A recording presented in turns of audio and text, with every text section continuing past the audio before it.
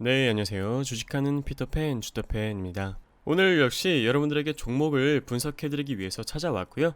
분석해드리기 전에 오늘의 증시 시황 그리고 상승했던 테마와 이유, 원자재에 대한 브리핑을 간단하게 하고 종목 분석을 해보도록 하겠습니다. 자, 일단 오늘 같은 경우는 기간이 조금 많이 사주었습니다. 덕분에 코스피는 플러스 1.23%로 마무리, 코스닥은 플러스 0.69%로 마무리가 되었고, 삼성전자는 이틀째 7만전자, 개인분들이 많이 매수하시더라고요. 오늘 주목해볼 만한 점은 기간이 홀로 9천억 원이 넘는 돈을 순매수했고, 개인분들이랑 외국인들이 각각 6천억 원, 3천억 원 정도를 순매도했습니다. 이 외국인 친구들은 6거래일이나 무려 계속해서 매도를 했고, 개인이랑 기관은 각각 다른 포지션으로 돌아섰죠. 이경민 대신증권 투자전략팀장님이 미국 중앙은행인 연방준비제도, 페드라고도 하죠. 통화 완화 정책 규제 유지 재확인으로 불안 심리가 진정되는 모습이라고 했고, 최근 급락한 대만 증시 아주 심각하게 빠졌었죠.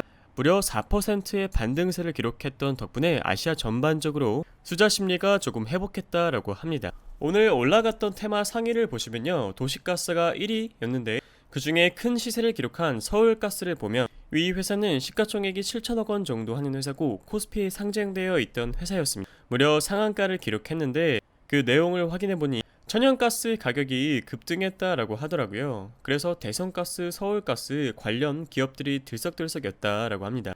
저는 개인적으로 이 최고점을 깨고 구리 가격이 한 번 더 올라갈 것 같습니다. 그 이유로는 전기차에 구리가 정말 많이 쓰이거든요. 내연 기관차에 비해 무려 80%나 많은 구리가 더 들어갑니다.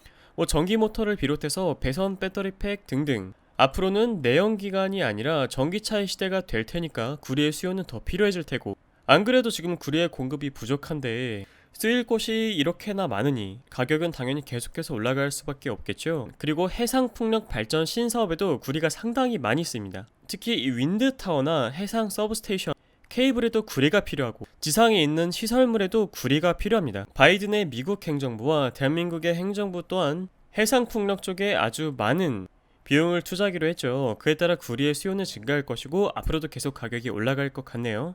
일전에 제가 구리 가격에 대해서 여러분들한테 설명드렸었던 적이 있는데 여기 카드를 통해서 확인하실 수 있고, 풍사는 제가 이쯤에서 매수하시면 좋을 것 같다 라고 말씀드렸었죠. 이 중간 값인 33,400원 정도부터 고점까지 무려 49%나 올랐고요. 이구산업 같은 경우는 제가 제시드렸던 적정 매수 가격 2,690원부터 2,760원 정확하게 터치하고 고점까지 무려 90% 넘는 상승을 했습니다. 국제 구리 가격이 상승함에 따라 구리 관련 종목들의 시세는 앞으로도 더 좋아질 것이라고 예상이 되네요. 자, 오늘 소개해드릴 종목은 하이트진로라는 종목이고 증권사 의견은 매수, 목표 가격은 5만원이라고 하는데 한번 살펴보시죠. 하이트진로는 시가총액이 2조 5천억 원 정도 한 회사고 설립일은 1924년, 대표님은 김인규, 그리고 매출액은 2조 2천억 원 정도 하고 기업 규모는 준대기업이라고 합니다. 하이트진로의 역사를 간단하게 살펴보시면 하이트진로 그룹 계열의 주류 업체이고 한국 최초로 소맥 통합을 이루어내기도 했습니다. 근데 하이트맥주가 이 진로를 인수했음에도 정작 합병할 때는 진로를 존속법인으로, 하이트맥주를 소멸법인으로 해서 하이트맥주가 역사 속으로 사라지게 되었죠. 따라서 주식시장에도 하이트맥주가 사라지고 진로가 하이트진로로 이름을 바꿔서 달게 되었습니다. 이 두 회사는 합병 이전까지만 해도 모두 1점 강점기 때인 1924년과 1933년에 각각 진천양주상해와 조선맥주라는 이름으로 창업이 되었던 주류회사인데요. 우천, 장, 학, 엽 창업주가 세운 진로는 그 두꺼비로 유명하고 평남 용강군 진지동에서 태어난 민족기업이라고 합니다. 조선맥주는 일제시기 대일본 맥주 자회사로 쇼와기린 맥주와 함께 아사히와 삿포로 맥주를 생산하는 기지 역할을 했다가 해방이 된 이후부터는 박경규 대선 발효사장이 인수한 다음부터 박씨 가문이 지배해왔다라고 합니다. 이와 같이 두 회사는 각자 다른 길을 걷다가요, 2005년에 하이트 맥주가 부실 기업이었던 진로를 아예 인수해버리면서 살려냈습니다. 그리고 11년 9월에는 양사가 전격 합병되면서 현재 사명인 하이트 진로로 변경이 되었죠. 하이트 진로의 투자 키워드는 다음과 같습니다. 첫 번째로는 기대치 이상의 성적을 달성한 1분기 실적, 두 번째로는 과일 소재 수출이 견인한 호실적, 마지막으로는 더 이상 걱정할 필요가 없는 실적이 돋보인다라고 하는데요. 일단 1분기 실적을 보시면요, 하이트진로의 연결 기준 매출액은 5,351억 원 정도, 영업이익은 529억 원 정도로 대신증권 추정 영업이익 496억 원을 부합하고 시장 예상치 영업이익은 43억 원으로 그 이상을 달성했죠. 두 번째 키워드였던 과일소주 수출이 견인한 호실적이라고 제가 말씀드렸었는데, 해외법인 매출액 추이와 소주 수출 추이를 보시더라도 여기 그래프가 이렇게 상승하는 게 보이실 겁니다. 국내는 사회적 거리두기 여파에 따라서 별도 기준 매출 총이익률이 1.3%나 하락하면서 부진하였지만 과일소주 수출 호조로 시장 기대치를 20%나 상회했고, 2월 사회적 거리두기 소폭 완화됨에 따라서 3월 판매량은 전년 대비 증가 추세로 전환을 했습니다. 마지막으로 더 이상 걱정이 필요 없는 실적에 대해서 이야기를 드리면, 증권사에서는 하이트진로의 실적 키워드로 하이트진로 실적의 키 역할로 맥주 사업의 턴어라운드를 지속적으로 제시했는데, 시장의 우려는 1위 경쟁사의 공격적인 프로모션 활동에 따른 경쟁이 심화될 것, 이것을 걱정했습니다. 특히 최근 신제품을 출시하면서 점유율 방어를 위한 노력을 하고 있는데, 다만 제살 깎아먹기가 불가피하고 단순 푸시 마케팅으로는 한계가 있다는 판단이 내려졌는데요. 이 제살 깎아먹기는 카니발라이제이션이라고 해서 현대차 그룹에 G70이 있고 현대차 그룹 안에 있는 기아에 스팅어가 있죠. 하지만 G70이 많이 팔리면 많이 팔릴수록 스팅어는 단종될 수밖에 없습니다. 이러한 것들을 제살 깎아먹기라고도 하죠.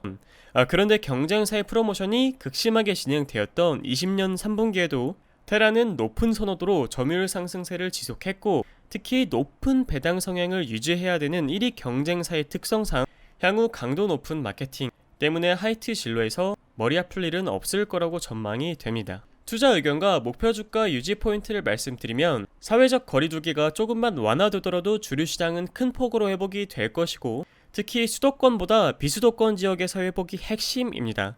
올해 동사는 두꺼비 상해를 확대해서 팝업 스토어 활용을 통해 비수도권 지역에서의 침투율을 높여 전체적인 점유율 상승세를 더욱 가속화시킬 것이고, 부진한 실적은 이미 주가에 반영이 됐고, 현재로서는 지나온 실적보다 당연히 다가올 회복에 대한 기대감이 필요한 부분이겠죠.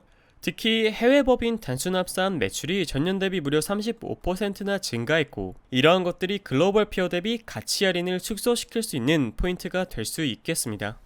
다음으로 투자자별 매매 동향과 차트를 살펴보실 텐데, 최근 기관의 수급이 아주 크게 두드러지더라고요. 5월 4일부터 시작해서 기관은 계속 사고 팔고 사고 팔고, 외국인들랑 같이 짠 것처럼 계속 둘이 매수 매도를 반복했었는데요. 5월 17일 기점으로 해서 아주 큰 수량의 매수 물량이 들어왔고, 오늘도 순매수였습니다. 월봉 차트를 보시면요, 증거사 목표가가 아까 5만원이라고 말씀드렸었죠. 월봉상 특이사항은 특별하게 없고 단순히 31,500원이 지지선이구나 정도만 파악할 수 있습니다.